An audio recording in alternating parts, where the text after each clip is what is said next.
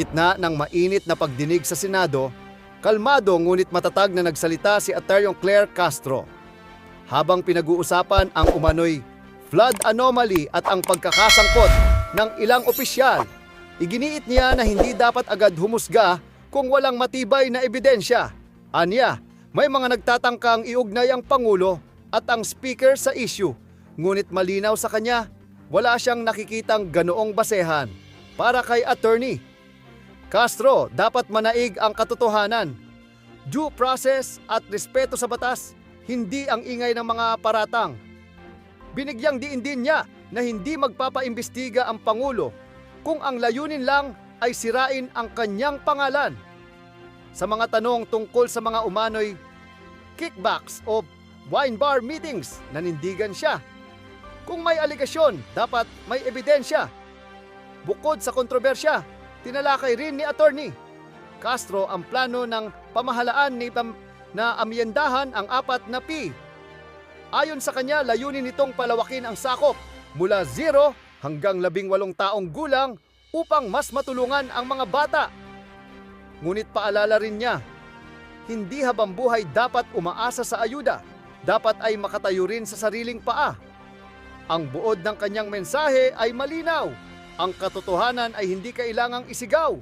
Sapat itong ipaliwanag ng may dangal, malinaw at may tapang. Nangyari ito sa hearing ng Senate ay they're trying to implicate din po ang Pangulo by implicating Speaker po dun sa flood anomaly. Wala po tayong nakikitang gano'n. Napakalayo po ng ganong klaseng opinyon. At hindi po magpapaimbestiga ang Pangulo, maliban lamang sa ibang mga obstructionists na ang nais talaga ay sirain lang ang pangalan ng Pangulong Marcos Jr. Ivy Reyes, Billionario. Hi, good afternoon, Yusek. May we have Malacanang's reaction to Gutez's statement that the Aguada residence just across this building is another drop-off point for former Speaker Martin's alleged kickbacks? Kung meron pong ganitong talagang pangyayari, patunayan naman po. At hindi naman po muli, hindi po makikialam ang Pangulo sa mga pag-iimbestiga na ito. Kaya po nag-create ng isang independent commission para po maging malaya ang pag-iimbestiga. Kamag-anak, kaalyado, pinsan man, kapatid man, o anuman, lahat po ay dapat maimbestigahan kung dapat na maimbestigahan.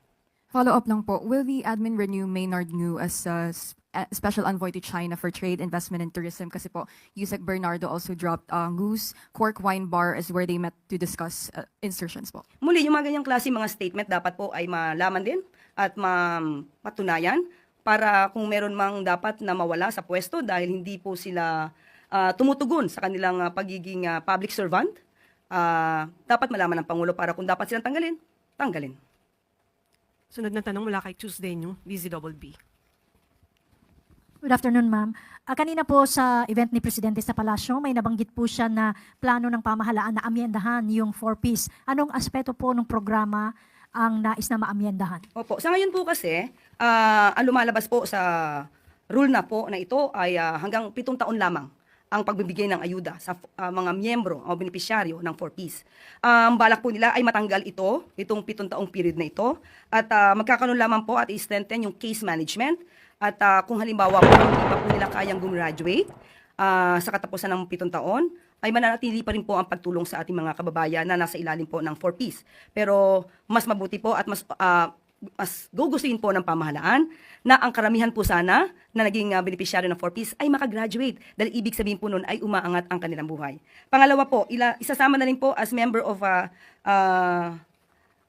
Advisory Council on the SUD para sa pabahay, pati po yung pong first 1,000 days na monitoring, kasama na rin po ang mga batang 0 to 2 years old. Kasi dati po nag-i-start po kapag po 3 years old hanggang 18 years old. So kasama na rin po yung 0 to 2 years old. Thank you, ma'am. Sunod mula kay Christian Yuzores, DZMM. Good afternoon, Yusek. Despite the report po that Congressman Zaldico is in the US para po sa pagpapagaling, may mga nag-leak po sa social media ng supposedly itinerary ni Congressman Ko going to Spain and Singapore. May plano po ba ang government na makipag-ugnayan sa mga counterpart ng government and agencies sa ibang bansa para po mapauwi si Congressman Ko, just in case po na hindi pa rin siya umuwi doon sa itinakdang deadline ni Speaker Bogie D? Kasalukuyan po ay meron pong ilbo na nakalabas po para kay Representative Zaldico. Kaya po monitor kung saan po siya pumupunta. Pero ayon po sa DOJ, nakausap po natin, since meron pong investigation sa Senado, mas maganda po kung sila po mismo ang magre-request ng Blue Notice. At maaari din naman po maghiling ang DOJ ng Blue Notice at dahil nagsisimula na rin po sila mag-imbestiga. Pero bilang courtesy po sa Senado, mas nanaisin po nila na mauna po ang Senadong kumilos dito. Sunod, Kenneth Pasyente, PTV. Hi ma'am, good afternoon. Ma'am, recently itinalaga po si dating SC spokesperson Attorney Brian Kitosaka bilang Executive Director po ng ICI. May we know kung ano po yung mga ikinonsider para siya po yung ma-appoint doon sa position? Liliwanagin lamang po natin, no? Ang pagpili po kay Atty. Brian Hosaka ay hindi po galing mismo sa Pangulo dahil binibigyan din po niya ang independence ng ICI sa pagpili. Nung ito po ay napili na po ng ICI members, yun lamang po ang kinonsidera kaya po ito na-appoint ng Pangulo. Okay. Ma'am, on another matter, sinabi niyo na nga po na titiyakin talaga yung independence nitong ICI. Pero paano po yung mga issue na ibinabato po kay Mayor Magalong dahil may ilang labor groups po na kine-question yung kanyang papel bilang investigator since mayor din po siya ng Baguio that may affect yung independence po ng body. Kabilang din po dun sa sinasabi ay yung isang tennis court na maanomalya rin po ang pagpapagawa ng Baguio City sa St. Gerard na pag-aari rin po ng mga Diskaya. Opo, batid po natin at kinikilala po ng Pangulo ang ambag o naging ambag po ni Mayor Magalong at siya po ay tinalaga bilang special advisor.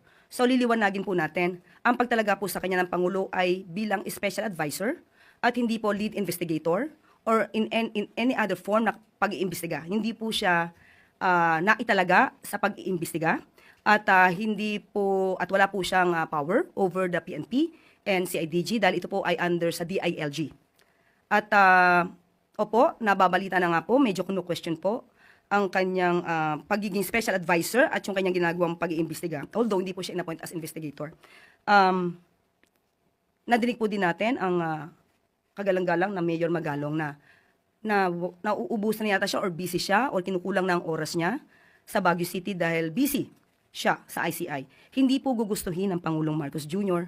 na makaligtaan ni Mayor Magalong ang mga kababayan natin sa Baguio City.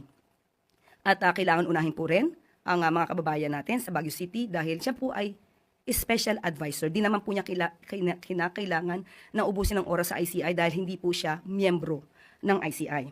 At ang tungkol naman po sa tennis court na di umano ay maanomalya. At dahil dito po, nakausap po natin ang Pangulo kahapon. At kung may issue po tungkol sa conflict of interest at paglabag sa konstitusyon dahil nagdadalawampung trabaho siya, ang sabi po ng Pangulo ay ipapaaral na ito sa legal team at kung saan po siya maaaring maisama or saan po siya nararapat ay doon po siguro siya pwedeng isama para po hindi ma-compromise ang independence ng ICI at hindi rin po magkaroon ng violation sa anumang batas. Ivan Mayrina, GMA News. Yusek, clarify ko lang, saan po galing yung 36 billion na ililipat from DPWH to DSWD? Ito ay from the current budget. Sa 2026. Yung supposed to be na Umakilan sila. matitipid, di ba po? Yung matitipid na hindi na isasama dahil nakita na hindi dapat makasama sa DPWH flood control projects, doon na lang po kukunin para po mas maibigay sa nararapat at nangangailangan. Okay. Yusek, ang dami na hong mga lumulutong na pangalan. Ano? Yung, yan, may mga na-implicate, even the executive secretary. Ang dami hong babanggit na pangalan, but not the president. While it is true that the president is the one who brought this up, does the palace maintain that the president is blameless in all of this? Opo. Dahil hindi po maglalakas ang loob ang Pangulo na siya pa mismo ang magpapaimbestiga kung alam niya sa sarili niya na meron siyang maling ginawa. Maliban lamang, sinasabi nga natin, kung merong gagawa ng kwento para sirain ang pangalan ng Pangulo. But how do you respond to statements that if only by virtue of command responsibility, pinirmahan niya ho yung 2025 budget, siya rin po ang nag-appoint dito sa mga taong ito na na-implicate. Should he take responsibility for all of this? Unang-una po, pinirmahan niya po yan, may mga navito, inaral po yan economic team, at nandoon po ang kanyang paniniwala sa sinasaad at sinasabi ng kanyang mga cabinet secretaries. So with that, naipakita yung supposed to be projects, at yan po ay kanyang pinirmahan. Sa paniniwalang iyan po ay gagawin. Pero 2024, nagsabi po siya na mayroong mga natapos na flood control projects at naniwala po siya doon dahil ito po ay galing mismo sa kanyang cabinet secretary. And after that, nung nakita niya na mukhang hindi nakakatotoo at tugma ang nire-report sa kanya, nagpapaimbestiga na siya. Kaya idon, masasabi natin na ang Pangulo lamang, ang kauna-unahang Pangulo na nagpapaimbestiga mismo ng mga maanumalyang flood control projects sa ilalim ng kanyang administrasyon. One final point. Kahit alyado, kahit kamag-anak, kahit pinsan, walang sisinuhin. Kahit siya mismo. Opo, Pero sinasabi po natin, alam ng Pangulo na wala po siyang kinalaman sa ganyan, kaya po siya mismo ang nagpapaimbestiga. Huwag po natin kalilimutan yan. Sa kanya po nagsimula ito. Thank you. Sunod mula kay Katrina Domingo, ABS-CBN. Good afternoon, ma'am. Ma'am, just a follow-up question. Since na-mention na po yung Pangulo yung nagpa-start ng investigations, ano na po yung update doon sa lifestyle check? His order to conduct a lifestyle check, not only on himself but on other executive officials? Most probably po magkakaroon po tayo ng memorandum. Hintayin lamang po natin by next week. Ma'am, may we know kung sino-sino po yung, at least yung first salvo, yung first batch na mailalabas dito sa memorandum? Hintayin na lamang po muna natin sa ahensya na kanyang pag-uutusan. Ma'am, sorry, last follow-up question. Doon lang po kay Mayor Magalong earlier. Sabi niyo lang po, kung may conflict of interest, pinaaral sa legal team kung saan siya nararapat, doon siya isasama para hindi na po magkaroon ng violation. Where else could he be placed within the ICI if not as special advisor? Yan po ang aaralin ng legal team. At muli, ayaw po kasing ilagay ng Pangulo sa kompromiso ang independence ng ICI. Kasi kung nako-question po ang kanyang impartiality, ayaw pong ilagay ng Pangulo ang ICI sa ganitong klaseng mga issues. Sunod, Ivy Reyes, Villonario. Yusek, clarification lang po if Maynard Ngu still sitting as a special envoy to China. Again po. Kung siya pa rin po yung special envoy to China po natin. Hingin po natin yung pinaka-update at pag mayroon na po akong update, ibibigay ko po sa inyo kaagad-agad. Thank you po. Tuesday, yung DCWB. Ma'am, follow up lang kay Mayor Magalong. Ibig sabihin po ba, sabi nyo kanina, parang kung makikita may conflict of interest, so ililipat siya. Sabi ni Kat, kung saan pa ba siya pwedeng ilipat? Or may possibility din po ba na bawiin na lang yung kanyang appointment as special advisor at palitan siya ng iba para maging klaro ang lahat? Depende po yan sa aaralin po ng legal team. Kung yan po ang mas nararapat, para nga po hindi makompromiso yung independence ng ICI at hindi po magkaroon ng violation ng anumang batas at ng konstitusyon, tingnan na naman po natin kung ano po ang magiging solusyon at resolusyon ng legal team. Thank you, ma'am. At dyan nagtatapos ang usapan natin ngayon. Kung may gusto kang idagdag o reaksyon, i-comment mo lang sa baba. Boses mo'y mahalaga. Huwag kalimutang i-like, share, at subscribe para sama-sama nating palakasin ang tinig ng bayan. Hanggang sa susunod, tandaan, ang may alam, may laban! Awesome!